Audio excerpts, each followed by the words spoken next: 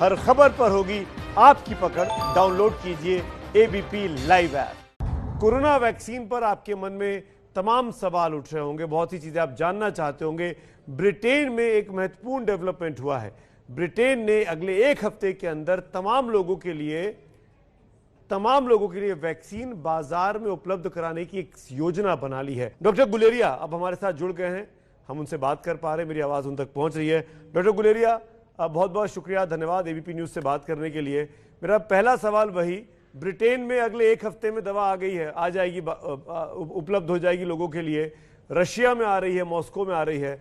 हमारा नंबर कब आएगा? कितने और हफ्तों का इंतजार करे एक हिंदुस्तानी? मेरा ये मानना है कि हमारे जो ट्रायल चल रहे हैं, फेज 3 ट्रायल, और जो सीरम इंस्टीट्यूट ऑफ इंडिया और भारत बायोटेक की वैक्सीन जो उनका अंतिम चरण पे हैं, और हम ये उम्मीद करते हैं कि इस महीने में ही एंड तक या अगले साल के पहले महीने में हमें इमरजेंसी यूज ऑथराइजेशन या रेगुलेटरी अप्रूवल मिल जाना चाहिए कि हम वैक्सीन जो है भारत में भी लगा पाए। हमारे लिए चैलेंज जो ये है कि जो वैक्सीन हमारे लिए अवेलेबल हो, वो उसकी इनफ डोजेज भी अवेलेबल होने चाहिए, मात्रा भी उसकी इनफ होनी चाहिए कि हम जिन जिन लोगों को लगाना है उनको हम पूरी तरह से लगा पाए। तो इमरजेंसी ऑथराइजेशन मिल जाएगा, इसका मतलब जो लोग जिनका वैक्सीन लगना है वो प्रोसेस हम शुरू कर सकते हैं जनवरी के महीने में, जनवरी 2021 में भारत में भी? बिल्कुल। तो उसमें दो चीजें बहुत जरूरी है समझना। एक तो इमरजेंसी यूज ऑथराइजेशन मिल जाए, जिससे हमें अब परमिशन मिल जाए अथॉरिटीज को कि अब आप ये वैक्सीन जो हमने स्टडी की है ये सेफ है और इफेक्टिव है। दूसरा, फिर हम जो काम चला हुआ है कि हम इस तरह से एक पूरा वैक्सीन डिस्ट्रीब्यूशन और वैक्सीन को लगाने की भी पूरी चेन तैयार करें, क्योंकि हमारा देश एक बहुत बड़ा देश है, डाइवर्स नेशन है, शहर भी हैं, छोटे शहर भी हैं, गांव भी हैं। तो सारी जगह पे वैक्सीन कैसे पहुंचेगी, कोल्ड चेन कैसे मेंटेन रहेगी, और जो जिन्होंने टीका लगाना है वैक्सीनेटर्स, उनकी पूरी ट्रेनिंग हो जिससे वो टीका ठीक से लगा पाए। जिन लोगों को प्रायोरिटी में पहला टीके लगने हैं उनकी लिस्ट बने जिससे उनको हम टीका दे पाए। और ये जो वैक्सीन है इसके 2 डोजेज है। आप एक दफा एक डोज लगाओगे, फिर आपको 3 हफ्ते बाद दूसरा डोज लगाना है, तो वो उसकी पूरी तैयारी हो जिससे कोई मिस ना हो दूसरे डोज के लिए, और वो भी साथ साथ तैयारी पूरी होनी चाहिए। तो इसमें भी कुछ थोड़ा सा समय लग सकता है। तो अगले साल के जनवरी फरवरी में, अगले 2-3 महीने में वैक्सीन की पूरी जो प्रक्रिया है हमारे देश में शुरू हो जाए। इमरजेंसी ऑथराइजेशन जिस वैक्सीन की आप बात कर रहे हैं, ये वही है जो सीरम इंस्टीट्यूट में बन रहा है, जिसमें प्राइम मिनिस्टर ने दौरा किया था लास्ट सैटरडे को? हाँ जी। तो ये हमारे पास अब जो वैक्सीन जो एडवांस स्टेज में है वो एक सीरम इंस्टीट्यूट की वैक्सीन भी है और एक भारत बायोटेक की जो वैक्सीन है।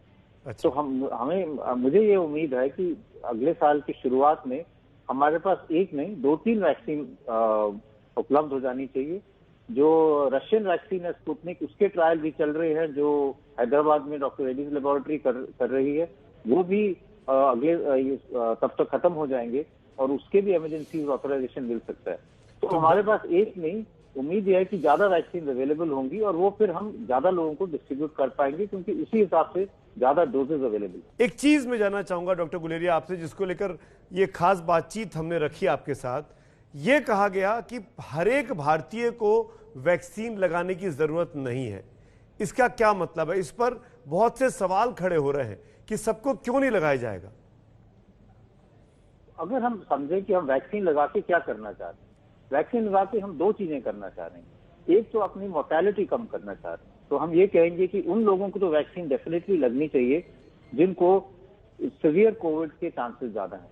बुजुर्ग लोग जो है, या जिनको कोमॉर्बिडिटीज हैं, डायबिटीज है, हाइपरटेंशन है, या और किडनी की प्रॉब्लम है, तो इनको वैक्सीन तो जरूर लगना चाहिए। दूसरा हमारा जो एम है वो ये है कि हमारे केसेस कम हो और पैंडेमिक खत्म हो, जिससे हम बैक टू नॉर्मल आ जाएं, इकोनॉमी में बैक टू नॉर्मल आ जाए। इसके लिए हम अपने देश में 50 से 60% लोगों को वैक्सीनेट कर सकते हैं और उस जो हाई रिस्क में नहीं आते, तो जो चेन ऑफ ट्रांसमिशन है ये हमें समझना चाहिए कि ये इन्फेक्शन कैसे फैलता है। एक इन्फेक्टिव व्यक्ति से दूसरे व्यक्ति जिसको इन्फेक्शन नहीं है उसको खांसी से या सांस के रास्ते से फैलता है। अगर हम इतनी पॉपुलेशन वैक्सीनेट कर ले जिनको इन्फेक्शन नहीं हो, जिसको हम हर्ड इम्यूनिटी भी कहते हैं, तो इसकी चेन ऑफ ट्रांसमिशन रुक जाएगी।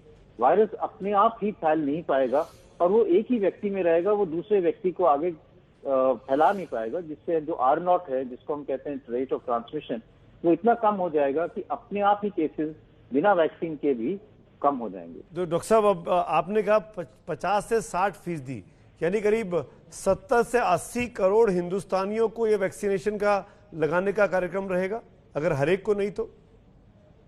हाँ, इसमें एक चीज और समझने की जरूरत है कि कई लोगों को अपने आप इन्फेक्शन होकर इम्यूनिटी हो जाती है। जैसे हम कहते हैं कि हमारे जो सीरो सर्वेलेंस है, उसमें हमने ये देखा कि ऑलरेडी 20 से 25% या 30% कई जगह में लोगों को ऑलरेडी इन्फेक्शन होकर उनमें एंटीबॉडीज बन चुकी हैं।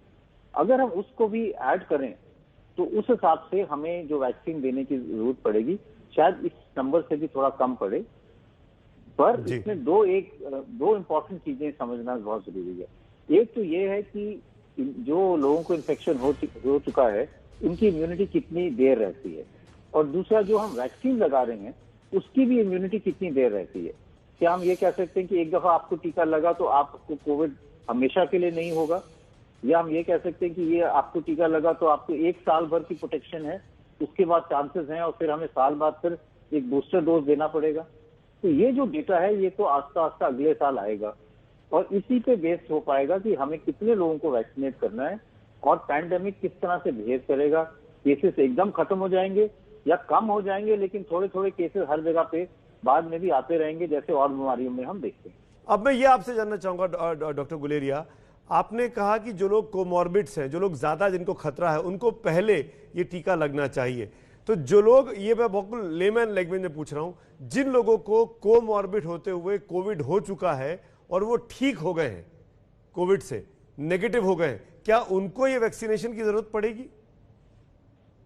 ये एक बहुत बड़ा क्वेश्चन है कि हमें उनको वैक्सीन देना ही चाहिए या नहीं, क्योंकि हमें दो चीजें समझनी चाहिए। एक तो चीज ये है कि कई ऐसे लोग हैं जिनको चाहे कोमॉर्बिडिटी भी हो, जिनको कोविड हुआ, उनका टेस्ट नहीं हुआ और वो ठीक हो गए। हम जानते हैं कि कई लोग ऐसे होते हैं जिनको माइल्ड सिम्टम्स होते हैं या एसिम्टोमेटिक रहते हैं और वो भी कोविड से रिकवर कर जाते हैं।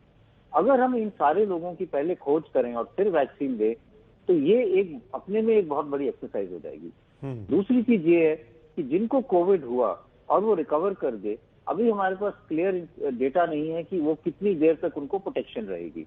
तो अब ये हम नहीं कह सकते कि जिनको कोविड हुआ है अब आपको 6 महीने या साल भर के लिए कोविड नहीं हो सकता।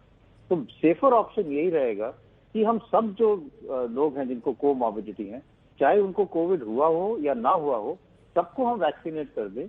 डॉक्टर साहब, अब एक चीज और क्लियर करिए, ये जानना भी बहुत जरूरी है कि जिनको एक बार वैक्सीन लग गई, चाहे वो सीरम की हो, चाहे वो जाइडला की हो, चाहे वो किसी और की हो, क्या वो हमेशा के लिए उसके अंदर एंटीबॉडीज आ जाएंगी, या वो 3 महीने, 6 महीने, 8 महीने के बाद दोबारा टीका लगा सकते हैं? और जब तक उनके अंदर टीका का असर है, क्या वो कैरियर बन सकते हैं? क्या वो किसी और को ट्रांसमिट कर सकते हैं कि नहीं कर सकते हैं? ये बहुत अच्छा सवाल है, क्योंकि इसमें 2 पार्ट्स हैं। एक पार्ट ये है कि जो टीका हम देते हैं वैक्सीन, वो किस टाइप की इम्यूनिटी देता है। एक हम कहते हैं स्टेरलाइजिंग इम्यूनिटी। उसका ये मतलब हुआ कि आपको वैक्सीन जब लगी तो आप में इतनी एंटीबॉडीज बनी कि आपको कोविड बिल्कुल हो ही नहीं सकता, और अगर आपको कोविड नहीं हो सकता तो आप और किसी को बीमारी नहीं फैला सकते। दूसरा ये है कि हम ये कहें कि आपको टीका लगा, कोविड से आपको प्रोटेक्शन मिली, तो जब अगर आपको कोविड हुआ तो आपको माइल्ड कोविड होगा, आपको सीवियर कोविड नहीं होगा, हॉस्पिटल जाने की जरूरत नहीं पड़ेगी, लेकिन आप अभी भी इन्फेक्शियस हो सकते हो और लोगों को थोड़ा इन्फेक्शन दे सकते हो। ये जो डेटा है ये अभी क्लियर नहीं है। ये काफी हद तक ये माना जा रहा है कि जो नई वैक्सीन आ रही है वो आपको इतनी इम्यूनिटी दे सकते हैं कि आपको टोटल प्रोटेक्शन मिल पाए, लेकिन हो सकता है कि कुछ वैक्सीन से पूरी तरह से आपको इम्यूनिटी ना मिले और आप तब भी थोड़ा आपको माइल्ड इन्फेक्शन हो सकता है।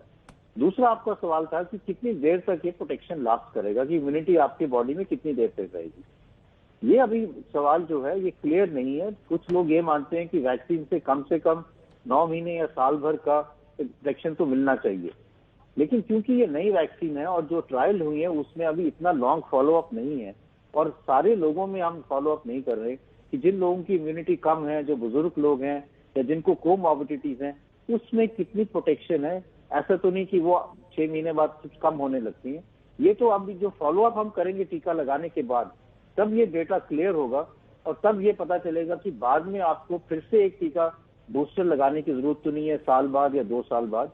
हम ये जानते हैं कि कई वायरसेस हैं, जैसे फ्लू वायरस है, इन्फ्लुएंजा वाली जो वायरस है जिसने स्वाइन फ्लू पैंडेमिक किया था, उसका टीका हर साल लगाना पड़ता है क्योंकि वो वायरस थोड़ा सा म्यूटेट कर जाता है।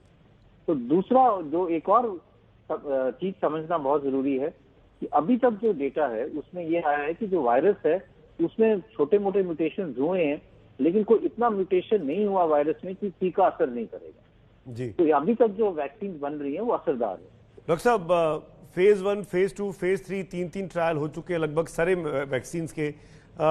किस तरह के साइड इफेक्ट्स देखे जा रहे हैं? क्या कोई साइड इफेक्ट्स है भी या टोटली सिक्योर रहेगा वैक्सीनेट होने वाला व्यक्ति? तो हम जब साइड इफेक्ट्स देखते हैं तो हम देखते हैं माइनर साइड इफेक्ट्स या मेजर एडवर्स इफेक्ट्स जो हम कहते हैं। जी, तो माइनर साइड इफेक्ट्स तो देखे जाते हैं, जैसे जहां पे टीका लगा वहां पे थोड़ा सा दर्द हुई, या वहां पे लाली होगी, रेडनेस होगी टीके की साइड पे, या इंजेक्शन के बाद थोड़ा सा 1-2 दिन के लिए बुखार हुआ या शरीर में दर्दें हुई। इस टाइप के माइनर साइड इफेक्ट्स तो टीके के साथ देखे गए हैं। डॉक्टर गुलेरिया, एक चीज और जानना चाहेंगे आपसे। जहां तक वैक्सीनेशन की बात है, जैसे ब्रिटेन ने अपना प्लान तैयार कर लिया है किस तरीके से उसको लोगों को वैक्सीन देनी है, भारत में किस तरह की तैयारी है कि हम किस तरह के लोगों को कैसे दवाई पहुंचाएंगे, कैसे टीका लगेगा? टीका क्या वहीं लगेगा जैसे यहाँ हाथ पे लगता था, जो हम बचपन में देखते थे हम लोगों के हाथों में टीका के निशान है? ये सब चीजें। जी, तो ये जो बड़े हाई लेवल पे इसकी काम चला हुआ है, गवर्नमेंट ऑफ इंडिया ने पूरी एक हाई लेवल की कमेटीज और सब कमेटीज बनाई है, जिसमें टीका जब आ जाएगा, उसको इमरजेंसी ऑथराइजेशन मिल जाएगी, तो उसकी पूरी प्लानिंग हो रही है, उसकी पूरी तैयारी चल रही है, और ये भी साथ साथ ही हो रहा है। तो जैसे जैसे हमें टीका लगाने की अप्रूवल मिलेगी अथॉरिटी से, ये काम भी एकदम शुरू हो जाएगा और विद इन अ वीक टीका लगा पाएंगे। बड़ी बात आप कह रहे हैं, जैसे अप्रूवल मिलेगा 1 हफ्ते के भीतर टीका लगाने का काम शुरू हो जाएगा। डॉक्टर गुलेरिया, अब ये भी बताइए हिंदुस्तान के तमाम हजारों लाखों दर्शकों को जो इस वक्त आपको देख रहे हैं, जब ये टीके का काम शुरू होगा तो घर घर जाके लगेगा, डिस्पेंसरी में जाना पड़ेगा, अस्पतालों में जाना पड़ेगा, इसका क्या इंतजाम किया जा रहा है? और जो रूरल इंडिया में लोग हैं, जो दूर दराज के हिंदुस्तान में रहते हैं, उन तक कैसे पहुंचेगा? इसमें बहुत ज्यादा चर्चा हो रही है कि इसको किस तरह से हम पूरे देश में दिया जाए। एक तो मैकेनिज्म है, जैसे हम इलेक्शन करते हैं, पोलिंग बूथ बनाते हैं, स्कूलों में बनता है या और जगह बनता है, जहाँ पे लोग आके अपना इंजेक्शन लगा सकते हैं। हम कई इम्यूनाइजेशन के प्रोग्राम भारत में किए हैं जो सक्सेसफुल रहे हैं। पल्स पोलियो जो हमने रिसेंटली किया है, पूरे देश में पोलियो का बिल्कुल जो हमने ड्रॉप्स दी हैं, तो उसी तरह से सारे देश में एक कॉम्प्रिहेंसिव प्लान बन रहा है, जिसमें सेंटर और स्टेट की कोऑपरेशन के साथ हर एक एरिया में जैसे इलेक्शन होता है उसी टाइप से टीका भी दिया जाए। मतलब वैक्सीनेशन एक बूथ बनेगा, वहां पर लोग जा सकते हैं क्रमबद्ध तरीके से अपना आई कार्ड दिखा के, आधार कार्ड दिखा के। ये शायद आधार कार्ड दिखाना पड़ सकता है ना डॉक्टर साहब, क्योंकि ये आपको डॉक्यूमेंटेशन की जरूरत भी पड़ेगी। कुछ हद तक डॉक्यूमेंटेशन की बढ़ेगी, सॉफ्टवेयर उस टाइप का बनेगा जिससे पूरा डॉक्यूमेंटेशन हो पाए, और जिससे हम ये भी देख पाए कि अगला जो उसका सेकेंड डोज लगना है वो भी फिर उनको रिमाइंडर चले जाए कि आपको फिर इस दिन आना है और अपना दूसरा जो शॉट है टीके का वो भी लगाना है, जिससे वो दूसरा डोज मिस ना हो। जी, एक चीज और आसान भाषा में समझा दीजिए डॉक्टर गुलेरिया, जब आप फ्रंट लाइन वर्कर्स बोलते हैं तो वो सिर्फ डॉक्टर्स, नर्सेज, पैरामेडिक स्टाफ है या और भी कोई लोग हैं? फ्रंट लाइन वर्कर्स में तो और भी लोग हैं, हमारे जो पुलिस कर्मी है या सीआरपीएफ वाले लोग हैं, और जो लोग काम कर रहे हैं सैनिटेशन वाले, और जो लोग कोविड एरियाज में काम कर रहे हैं या कोविड लोग की एरियाज में जा रहे हैं, हमारे आशा की जो ग्राउंड लेवल में आशा या और वर्कर्स हैं जो घर घर जाके सर्वे कर रहे हैं या लोगों की देख रहे हैं कि उनको कोविड जैसे कोई लक्षण तो नहीं है। तो ये एक बहुत बड़ा ग्रुप है जिसमें डॉक्टर्स और नर्सेज के अलावा बहुत ज्यादा और लोग हैं जो हमारी इस पूरी लड़ाई में हमारे साथ जुड़े हुए हैं, जिससे हम केसेस हॉस्पिटल में भी और कम्युनिटी में भी कम कर पाएं और जल्दी से आइडेंटिफाई कर पाएं। तमाम पुलिस के अधिकारी, सीआरपीएफ के लोग, जवान, इन लोगों के लिए राहत की खबर पहले आने वाली है। बहुत बहुत शुक्रिया डॉक्टर गुलेरिया अपना वक्त निकालने के लिए। Thank you so much.